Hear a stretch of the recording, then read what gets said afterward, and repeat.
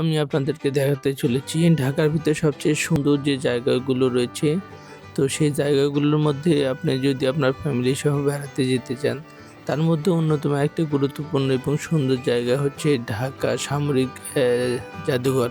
তো এই সামরিক জাদুঘরে কি আছে সেই বিষয়টা তুলে ধরবো এই ভিডিওটাতে। তো আপনাদের বলে রাখি, ঢাকা শহরের সুন্দর যে জায়গাটা রয়েছে এবং ফ্যামিলি সহ যদি ঘুরে আসতে চান তাহলে ঘুরে আসতে পারেন সামরিক জাদুঘর থেকে। একেবারেই সামুদ্রিক জাদুঘর কিন্তু প্রত্যেকদিন সকাল ১০টা থেকে একেবারে সন্ধ্যা ৭:৩০ পর্যন্ত খোলা থাকে। তো সাপ্তাহিক আপনার বুধবার ছাড়া আপনি প্রত্যেক দিনই কিন্তু এখানে ঘুরে আসতে পারেন।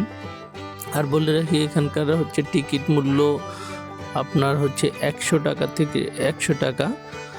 আর যারা সার্কভুক্ত দেশ রয়েছে, যে সকল কান্ট্রি, তারা কিন্তু ৳৩০০ দিয়ে এখানে ঘুরে আসতে পারেন।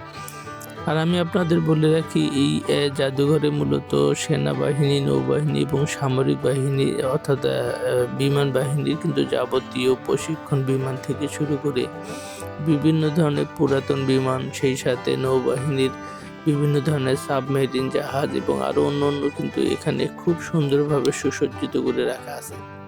খুব সুন্দর জায়গাটা, পাশে একেবারে হিউজ জায়গা, পার্ক আছে, খুব সুন্দর দেখার মতো কিন্তু পরিবেশ। আপনিও আসতে পারেন এবং এখানে তোশাখানা রয়েছে।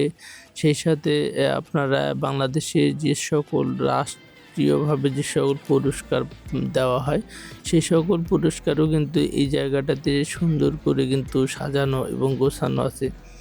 আপনি চাইলে ঘুরে আসতে পারেন। আর সেনাবাহিনী এবং নৌবাহিনীর যে সকল যুদ্ধজাহাজ থেকে শুরু করে অর্থাৎ আপনার সামুদ্রিক যে জিনিসগুলো সব কিন্তু এই জায়গাটাতে সুন্দরভাবে সাজানো আছে।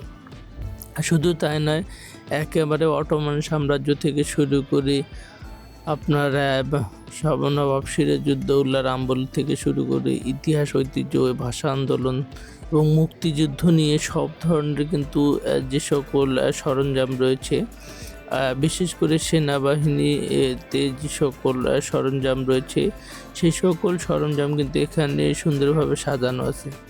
আপনি চাইলে আসতে পারেন, যারা আসলে বাংলাদেশ সেনাবাহিনী, নৌবাহিনী এবং বিভিন্ন ধরনের বিমান বাহিনীর যাবতীয় অস্ত্রশস্ত্র এবং বিভিন্ন ধরনের জিনিসপাতি দেখতে চান, খুবই দেখার ইচ্ছা, তারা ঘুরে আসতে পারেন এই জায়গাটাতে। তো দর্শক, আজ এ পর্যন্তই। ভিডিওটা ভালো লাগলে শেয়ার করে সঙ্গে থাকবেন। ততক্ষণ পর্যন্ত সবাই ভালো থাকুন। ধন্যবাদ সবাইকে। আসসালামু আলাইকুম।